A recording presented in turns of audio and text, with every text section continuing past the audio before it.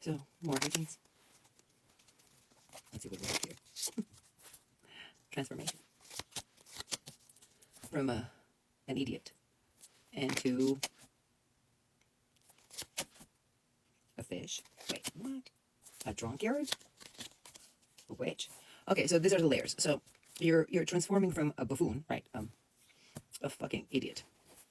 Right. So let's say in terms of like, you're not quite clever, not very smart, acting very smart, but it looks like you're quite smart and clever, but you're not using those gifts. So what you're going to do is you're going to lobotomize yourself. So you're going to extract all the negative qualities out of you with what? Oh, with sacrifice. So what you're going to do is you're going to concentrate on all the wounds, right? That you had throughout the years. And what you're going to do is everything that you've band-aided up, you're going to remove the band-aid from them. And you're going to use those wounds as a source of transformation, right? So you're going to pinpoint to the trauma that the wound, right? The band-aided wound points to, and you're going to extract it. Like, that's what I mean by lobotomy. Until you're stripped of everything. You're like just a skeleton, right? And then you're going to baptize yourself into a whole new belief system, right? So you're going to restructure yourself, right? You're going to open all your wounds. You're going to address all your wounds, and then you're going to dive deep into the unknown waters and remove your structured beliefs. That will trigger drinking. It's okay. It's not one of those drinking that is going to go into a long-term thing. So you're just going to have maybe it looks like a bottle, not quite a barrel, but a bottle of wine a day when you're alone, right? It's a bit much, but it's okay. As long as you don't make it your life. That's going to open up a whole different side of you. You're going to tap into your witch side, which is your gifts. You're going to see this fun part where you are capable of certain things that you were mocking before. Now you see that you are that. You are that. You're going to completely obliterate what you are. You're going to take yourself, scrub it out, turn it into ashes, and cut yourself up into tiny pieces. So what you're going to do is you're going to defragment yourself, right? Like, let's say, if you were a mirror, you would just like shatter the mirror, and then you would take the broken pieces of the mirror and then put them together in a whole new way. That's what you're going to do with yourself. And that would help you get out of your shell, right? So there's something that you've been hiding from others, and you're not going to be doing it. That was not English. You're not going to do that anymore after this defragmentation, right? And rebuilding yourself. You're not going to do it anymore. You're going to come out as a fool, which means you're not going to give a shit what anyone thinks about you. And I'm so happy for you for doing that, because that takes strength. That takes strength. Just keep going. In terms of relationships, what you're going to do is you're basically going to put your foot down or hit yourself over the head and say, I do not submit to anything that does not nurture my inner child and doesn't deliver my inner child into happiness and joy. So you would demand a light onto your child. So you will demand respect for your little kid inside of you. This is wonderful. Not a lot of people do this. You have to understand it. This takes a lot of strength. And aside from strength, a lot of clarity and understanding to actually be able to see your inner child. A lot of people go through life never being able to find their inner child, and never mind tend to their needs.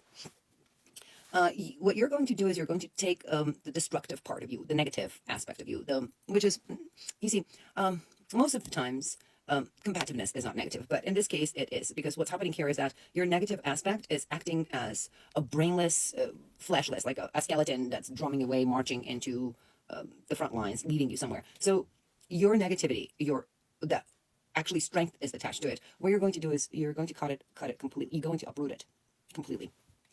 So whatever negative that you're feeling, you're going to get rid of it. So let's say your negativity is your twin, right? What you're going to be to that twin, to those twins, right, is a butcher. But the twins that I'm talking about joined in a hip.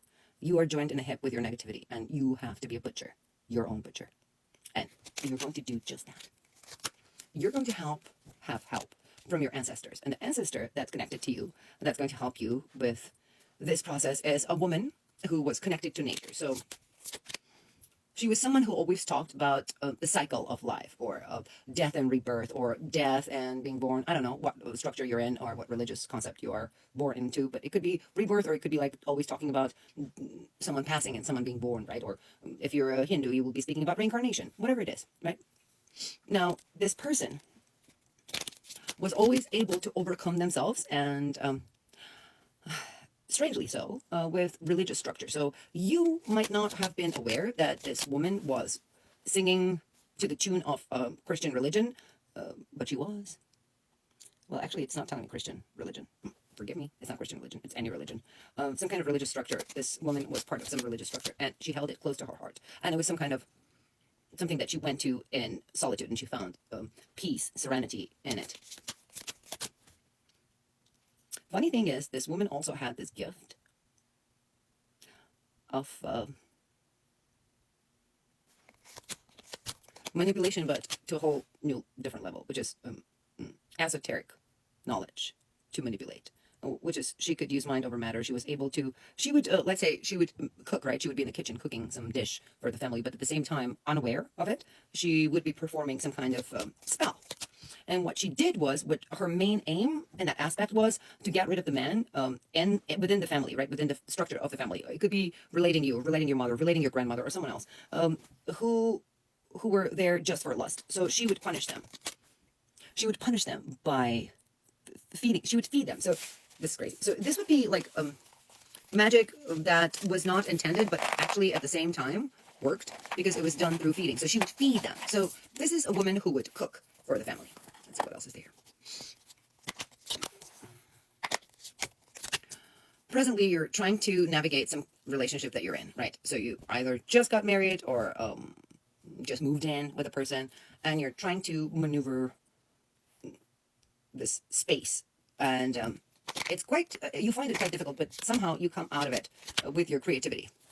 What you're doing is you're actually, the way you're going to do it is you're going to concentrate mainly not on fixing the relationship in itself, but on doing what you love. So what you're going to do is you're going to focus on your skills, your art, right? Whatever you do, your job, right? It's your job. You're going to focus on details, your job, and you're going to get creative at your job, and you're going to focus on making money at your job. And that's how you're going to avoid making a mistake of having a broken heart. You're going to raise above it. Why would you have a broken heart? Why would you have a broken heart? That is my question. Answer my question.